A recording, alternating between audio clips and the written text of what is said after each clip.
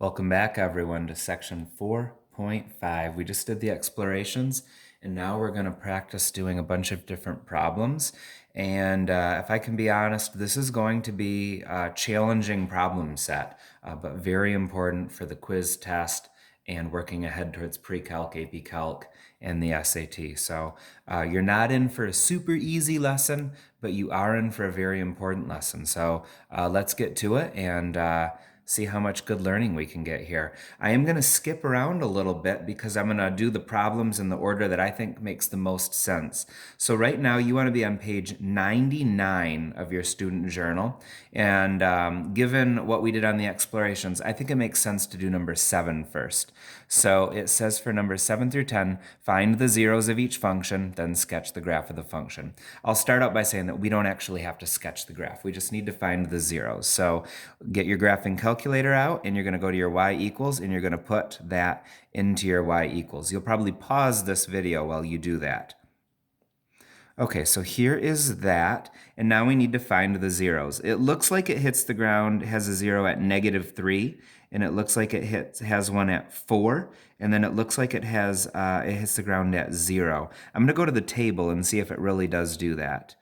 Yep, it has a 0 at -3, so x equals -3. It has a 0 at x equals 0. And it has one at x equals 4. Okay, so I'm going to go back to the graph here.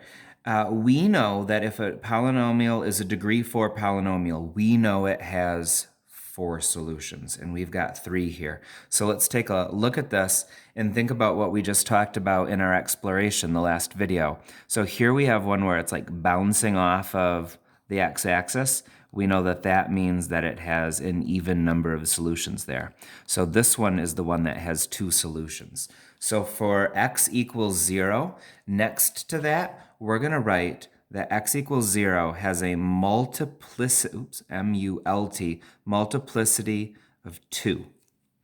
That is how we're going to write that there's 2 solutions at 0. So it's x equals 0 is a solution, and that particular one has a multiplicity of 2. There's 2 solutions at that spot. And with that said, we've found all the zeros. There were 4 of them, and we just found them. Let's go to problem number 9. So I'll get that next one fired up. We'll graph that. Okay, so this is a degree 3 polynomial, so it's going to have 3 solutions, and 1, 2, 3, you can see them right here. All right, it looks like these solutions are not on whole numbers, but this one might be. It might be at 1, 2, 3, 4. It might be at -4. Let's check.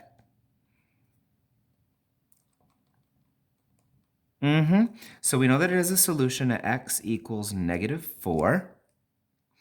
And for the other 2, we're not going to see them on the table because they're not on like whole numbers. So let's go second, calculate, and let's calculate those other zeros. So that will be another way we can find them. Okay, so here's my cursor. So we want to find this one here. So left bound, I'll move it a little bit to the left of where it hits the ground, enter. Now it says to go a little bit to the right of this spot, so I'll hit the right arrow a couple times, enter, enter. Okay, so it has a 0 at -2.449. So I'm going to say x equals, we'll round to -2.45. How about? Cool.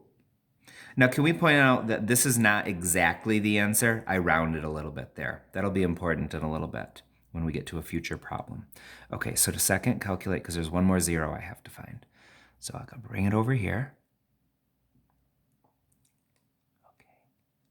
Okay, so there we go.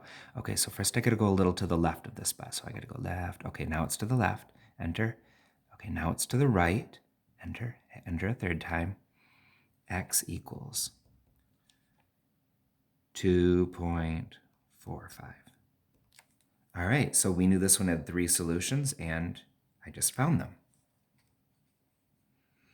And these will work the same way. So we're just going to say if you could do 7 and 9, you could probably do 8 and 10 as well.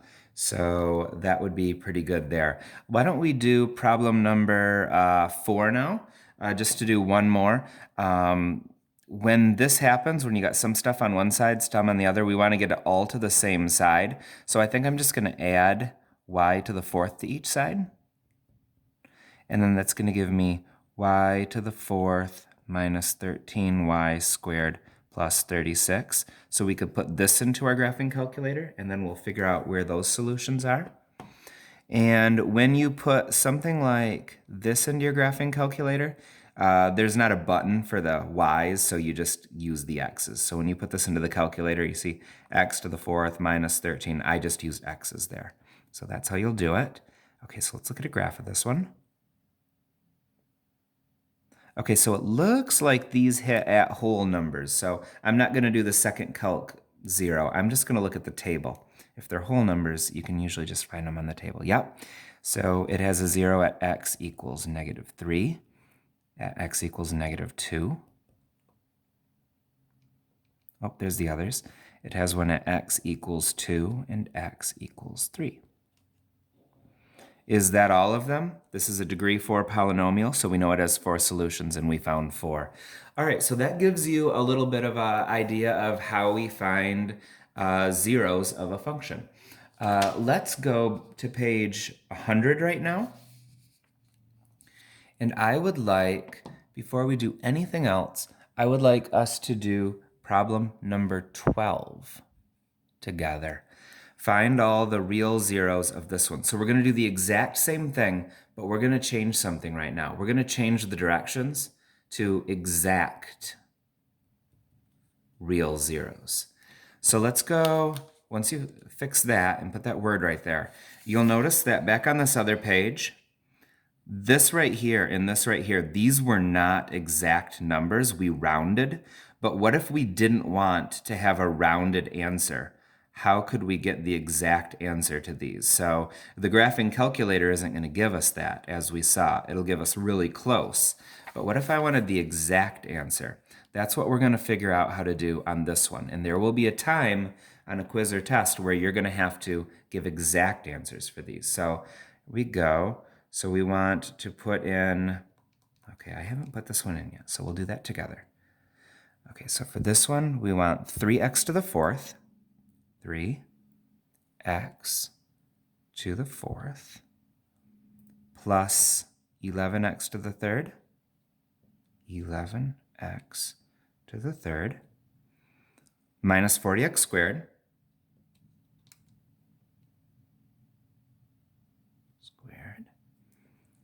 minus 132x. Whoa, that's a big number.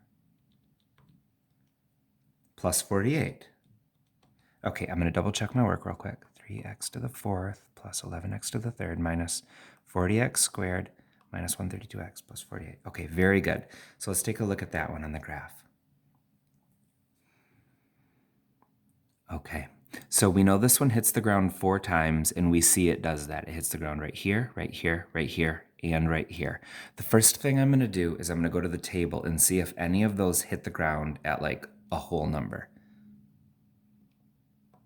Oh, look, it hits the ground at -4. So x equals -4 is one of our solutions. I'll put all my answers over here. So we know one of the answers. It hits the ground at 4. That's one of the zeros. Are any of the others happening on whole numbers?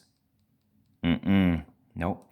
Okay, so now we're going to go second calculate 0.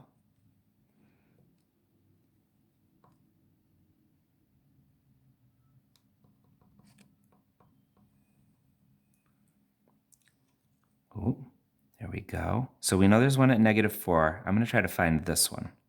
Left bound, right bound, enter.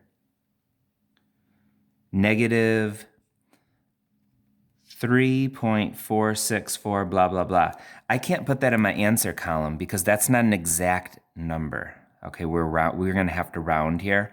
So we're going to have to do something smart to figure this out. So second calculate, I'm going to see if I can find the other zeros.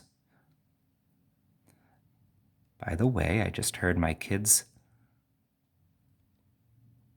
bus roll in, so we're probably going to have Someone saying hi soon. Left bound, right bound, enter. Okay, now this is good. So here, this one hits at 0.33333. That's a repeating decimal. That's 1/3. So it exactly hits the ground at 1/3. So that's good. So we've got 2 exact real zeros. Let's see if we can get this one. Second, calculate.